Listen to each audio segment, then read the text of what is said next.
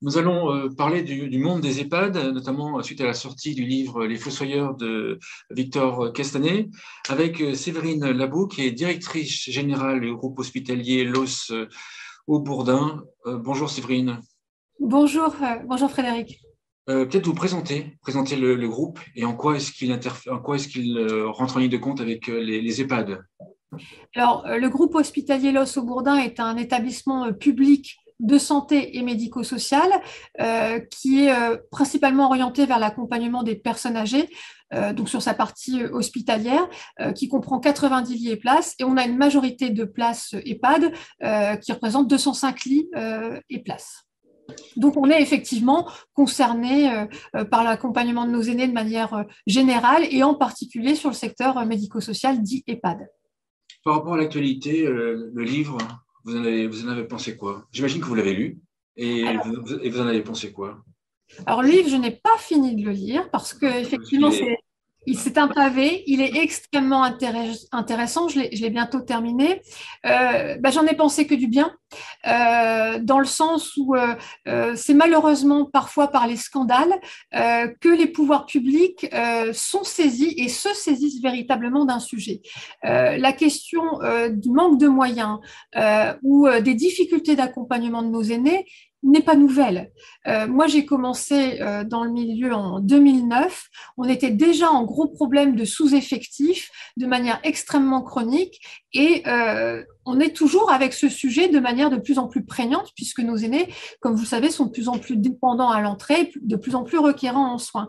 Que du bien également parce que avec tous les collègues du secteur public, mais de manière générale, tous les professionnels savent très bien qu'il y avait des points d'interrogation et même plus s'agissant du fonctionnement de certains acteurs EHPAD privés à but lucratif. Il y a plusieurs éléments qu'on devinait en termes de gestion des deniers publics. Il y a plusieurs points de critique qui nous gênaient.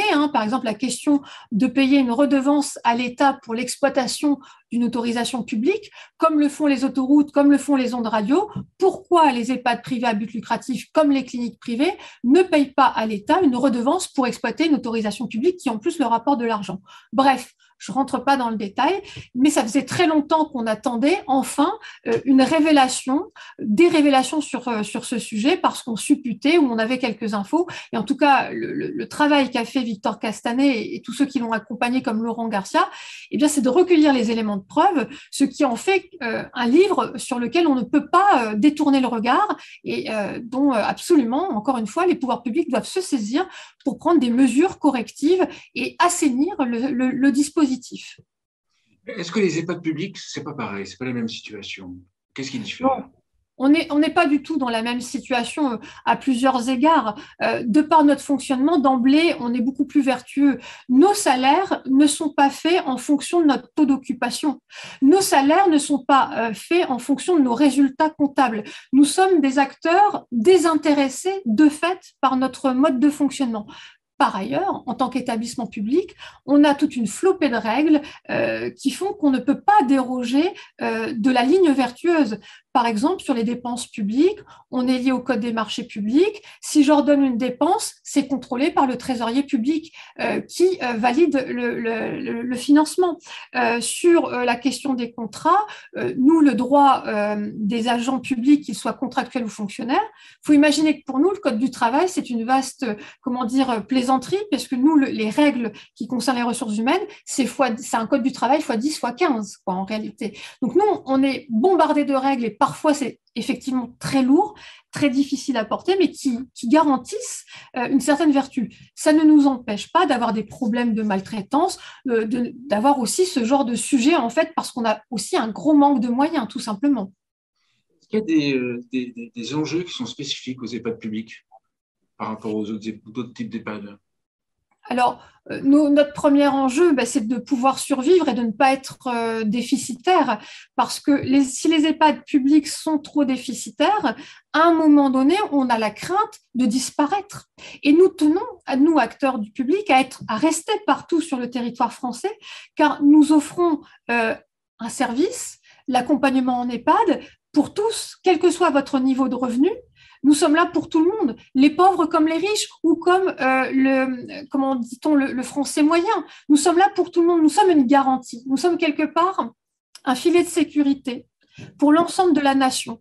Donc nous ne pouvons pas disparaître de l'ensemble du territoire, mais pour ne pas disparaître, encore faut-il que nous arrivions à avoir des établissements qui soient viables économiquement et surtout, évidemment, proposer un accompagnement de qualité. Qu'est-ce qui fait qu'un établissement public est moins onéreux pour les familles, pour la personne, qu'un établissement privé, pour vous, de votre côté? Alors, on est moins onéreux parce que, effectivement, les structures privées à but lucratif font en principe leur marge qui crée leur déficit justement sur la section hébergement, qui est celle à partir de laquelle on calcule un prix de journée pour les résidents et donc un loyer, si je peux dire, au mois. Et donc, tout l'intérêt des structures à but privé, c'est effectivement de dégager une marge. Donc, ils ont des prix de journée proposés aux résidents beaucoup plus importants. Et donc, la recherche d'économie aussi face aux dépenses pour créer un solde qui leur soit favorable est sans doute beaucoup plus aiguisée. Nous, on n'est pas du tout soumis à ça. Nous, on a des dépenses qui sont incompressibles sur la section hébergement et on ne peut pas s'amuser à créer le tarif que l'on veut, contrairement aux structures privées à but lucratif. Nous, il y a des règles pour établir le tarif et donc on est limité à ces règles. Si l'autre question que j'avais, c'est le bâti. Certains disent que le bâti dans les EHPAD commerciaux est en meilleur état en France que dans les EHPAD publics. C'est vrai. C'est vrai que le bâti des structures privées est beaucoup plus souvent rénové que le nôtre. Donc, c'est un vrai sujet, vous avez raison de le pointer, pour les EHPAD publics. On doit pouvoir, pour rester attractif, malgré des prix de journée moins onéreux, pour rester attractif, il faut aussi qu'on ait des bâtiments de qualité, des équipements de qualité. Alors, pourquoi les établissements privés à but lucratif ont un parc beaucoup plus renouvelé? Mais précisément, parce qu'ils génèrent des marges, parce qu'ils génèrent des excédents qui leur permettent de réinvestir. Notamment, ils peuvent aussi concourir pour obtenir des aides publiques. Généralement, elles vont plutôt vers les EHPAD publics, ces aides, mais elles peuvent aussi aller vers les structures privées. Et si on s'en fie au livre réalisé par Victor Castanet, Les Fossoyeurs, il y aurait manifestement chez Orpea et chez d'autres structures le détournement d'argent public en principe affecté à d'autres types de dépenses, par exemple avoir les effectifs nécessaires en temps infirmier, qui peut potentiellement être détourné pour générer une marge qui peut à ce moment-là servir à de l'investissement et aux dividendes des actionnaires. Justement, sur les effectifs, on dit qu'en France, il n'y a pas assez de personnel dans les EHPAD par rapport à d'autres pays. Alors, personnellement, je doute qu'on ait le moyen de financer ce que les autres pays font. Concrètement, qu'est-ce qui empêche les EHPAD d'embaucher plus de monde? Alors, c'est les finances pour le secteur public. C'est-à-dire qu'il y a quelque temps, il existe encore des conventions tripartites où on nous imposait nos effectifs par type de grade. Aujourd'hui, avec les CPOM, les contrats pluriannuels d'objectifs et de moyens, nous n'avons plus ce type de tableau qui nous impose le nombre de professionnels à recruter, mais plutôt une masse salariale. Et donc, vous devinez évidemment que pour le secteur public, c'est bien cette masse, ce montant global qui nous limite pour recruter davantage. Le privé, le secteur privé à but lucratif, peut, lui, en revanche, recruter davantage puisqu'il se dégage par définition des marges. Alors, peut-être pas au niveau… Alors, normalement, il peut recruter sur le secteur hébergement, mais regardez, si un établissement privé à but lucratif, et si nous, établissements publics, on avait les moyens, mais le privé à but lucratif se dégage tellement de marge qu'ils peuvent le faire. Recruter plusieurs auxiliaires de vie, ne serait-ce que pour aider à donner à manger, faire le tour d'eau, discuter, créer une animation. Eux, ils peuvent le faire. Ils peuvent le faire depuis des années parce qu'ils ont des marges conséquentes. Nous, on ne peut pas, puisque précisément, on est limité pour construire notre prix de journée. On ne peut pas se permettre d'exploser en prix de journée. Vous êtes limité parce qu'en fait, c'est dans les accords cadres qu'on fixe le nombre de personnel, ou c'est parce que de toute façon, les entrées d'argent, les revenus en fait, de l'EHPAD sont pas assez importants parce que les prix sont inférieurs? En fait, c'est lié, j'imagine, mais… C'est très comptable, c'est très technique. En fait, quand on établit un prix de journée, on fait un budget prévisionnel avec les recettes qu'on anticipe selon un certain taux d'occupation et les dépenses que nous avons. Et ce qui coûte le plus cher, c'est évidemment les membres du personnel. C'est 70% d'un budget. Donc, c'est à partir de cela que notre prix de journée est compris. Et comme on ne peut pas non plus, pour rester accessible, être trop cher, nous n'avons pas beaucoup d'effectifs, contrairement au secteur privé. Par ailleurs, depuis la création des CEPOM, une fois que vous avez signé votre contrat pluriannuel d'objectifs et de moyens avec les départements et l'Agence régionale de santé, vous ne pouvez pas d'année en année augmenter comme ça votre prix de journée, même sur l'hébergement. C'est un accord, c'est une décision qui doit avoir lieu avec le département, puisqu'il est aussi cofinanceur de la section hébergement pour les personnes qui sont admises à l'aide sociale, et c'est lui qui décide de notre prix de journée. Et généralement, il n'accepte de l'augmenter que de 1,5%, pas plus. Donc, vous voyez, une fois qu'on est rentré dans ce carcan que vous avez apporté, on est limité, en fait. Et alors, qu'est-ce qui se passe quand le gouvernement propose une augmentation de salaire pour les auxiliaires de vie dans le public? Donc, alors, ça se passe comment? Enfin, le cadre, en fait, là, il a un peu changé. Alors, généralement, quand le gouvernement décide d'une augmentation juridiquement opposable, il le fait sur le soin parce que c'est lui qui va payer. Donc, c'est-à-dire que par les crédits d'assurance maladie, il va lui donner l'argent. C'est comme le Ségur ou la prime grand âge. À partir du moment où il valide ça juridiquement, il nous envoie les moyens en face pour payer nos professionnels. S'agissant des auxiliaires de vie, c'est de l'hébergement. Je serais très étonnée de voir l'État faire une telle demande. S'il le fait, ça veut dire qu'il va le financer. Ou alors, il va carrément dire à la population, et donc nos résidents en EHPAD, que leur prix de journée va mécaniquement être augmenté. Si vous étiez la ministre, enfin, vous dirigiez, les trois principales réformes, mesures que vous prendriez pour les EHPAD, ce serait quoi? Vous me mettez une grande ambition. La première, c'est les effectifs, parce que si vous voulez, on peut tourner le Rubik's Cube dans tous les sens. À un moment donné, il faut des êtres humains pour s'occuper d'êtres humains. Donc, on peut penser à tout ce qu'on veut, mais il faut des effectifs dans les EHPAD. Donc, c'est la première mesure. Ce qui va avec, c'est comment on finance tout cela, parce que c'est bien beau de réclamer, mais il faut être aussi réaliste. Comment on récupère tout cela? Et c'est là où l'autre mesure rejoint un petit peu l'actualité, c'est très clairement assainir le fonctionnement vis-à-vis des structures privées à but lucratif. Parce qu'il y a énormément d'argent qui a été détourné. Ce sont des milliards d'euros qui ont été détournés. L'idée, c'est comme c'est détourné, quand c'est détourné, ça manque à tout le secteur. C'est un peu ça l'idée, si je comprends bien. Tout à fait, tout à fait. Donc l'idée, c'est de pouvoir régulariser cela. Et puis ensuite, la troisième grande mesure, ça serait de faire un choix de société. On sait bien qu'on va se prendre une vague de personnes baby-boomers qui deviennent des papy-boomers. Donc, c'est un choix de société. Dans les hypothèses qui étaient échafaudées même avant la crise Covid sur comment financer les effectifs nécessaires, il y avait la question, alors je ne sais plus si c'était la CRDS ou la CSG qui est censée disparaître là en 2024, de la maintenir et de l'affecter totalement au crédit pour l'accompagnement des personnes âgées. Apparemment, ce n'est pas ce qui est décidé. Il n'y aurait qu'une partie qui serait affectée à l'accompagnement de nos aînés. Donc, moi, je pense qu'il faut faire ce choix courageux de maintenir cet impôt, entre guillemets, et de l'affecter totalement aux personnes âgées. Et puis, une quatrième mesure ou une troisième mesure bis, c'est effectivement de développer les alternatives à l'accompagnement en EHPAD.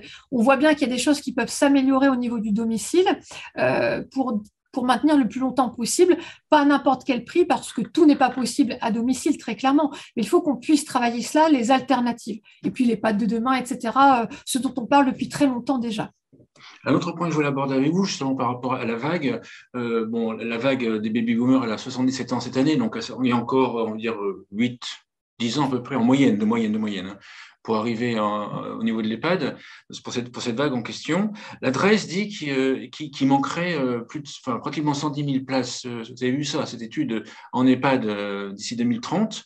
Et alors moi, je vois ça, ce chiffre-là, puis je vois qu'il ne se construit plus d'EHPAD à l'heure actuelle, ou alors puis si on construit un, ça va prendre un temps fou.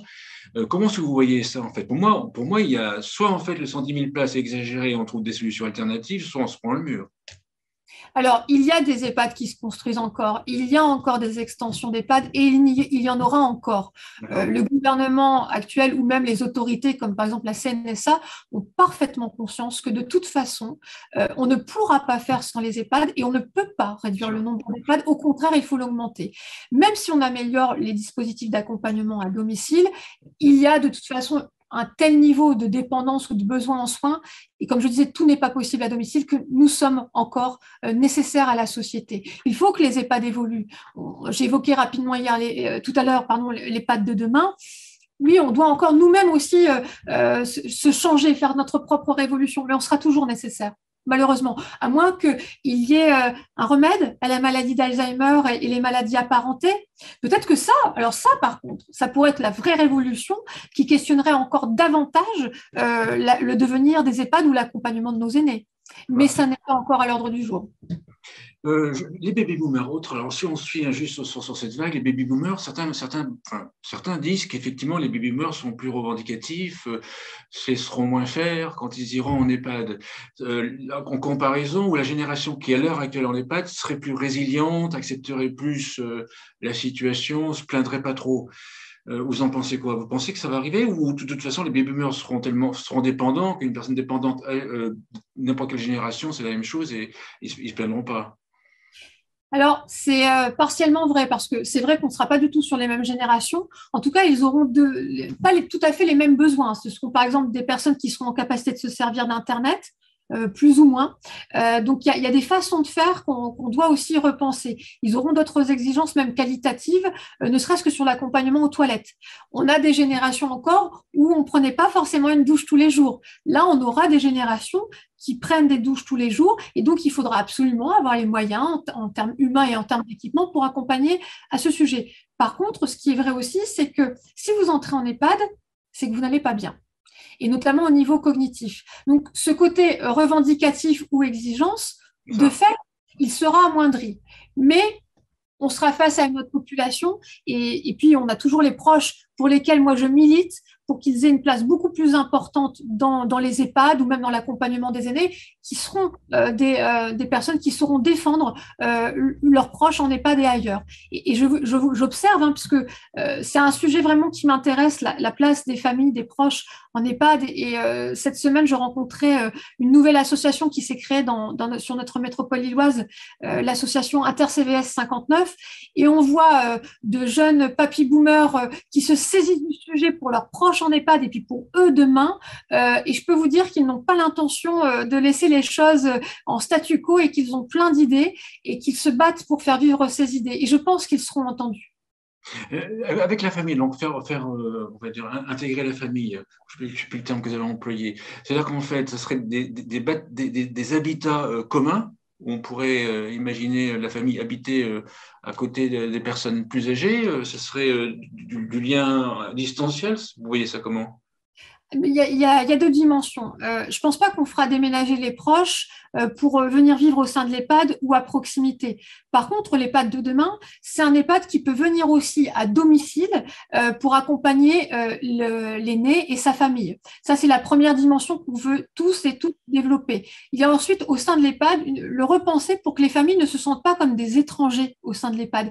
Il faut que matériellement, ils trouvent leur place. Par exemple, dans les chambres, pourquoi a-t-on des chambres de seulement 20 mètres carrés? Pourquoi ne peut-on pas faire des plus grandes chambres avec un espace kitchenette, avec un espace où il y a une table pour que la personne, la famille, puisse s'installer, faire à manger pour son proche et passer du temps avec lui, être autour de la table comme il le ferait à la maison, par exemple. Donc, il y a une notion d'architecture et puis il y a une notion d'intégration dans la vie de l'EHPAD. Vous savez, il existe les CVS, les conseils à vie sociale. Pourquoi les familles n'y participent pas tant que ça? Enfin, ça dépend, c'est très EHPAD dépendant. Il y a peut-être quelque chose à repenser.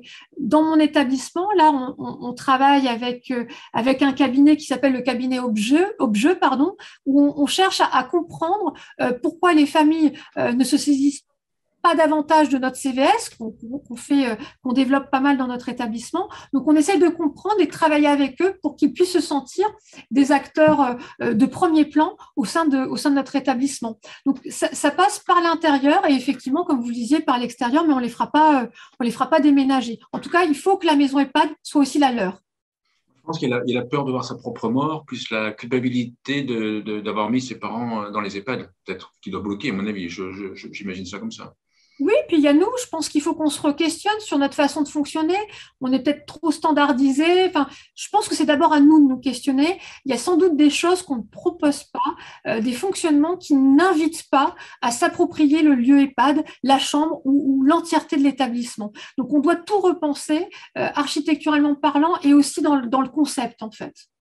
Une conclusion à l'émission. Quelle conclusion? Ben, aimons nos aînés, prouvons-leur en se donnant les moyens, en s'engageant. D'ailleurs, c'est pas qu'une question financière, c'est une question d'engagement pour l'accompagnement de nos aînés, qu'ils soient nos proches ou qu'ils soient ceux de notre société. Vous connaissez la phrase hein, qui est tantôt attribuée à Simone de Beauvoir ou tantôt à d'autres comment dire grands auteurs. On connaît le degré de civilisation d'une société à la façon dont elle prend soin de ses minorités ou de ses aînés. Ça dépend la déformation, mais c'est pas faux. Ça, c'est un vrai projet de société. Super, merci Séverine Labouche. Je rappelle que vous êtes directrice générale du groupe hospitalier Los au Bourdin. Merci beaucoup. Merci à vous. Alors après,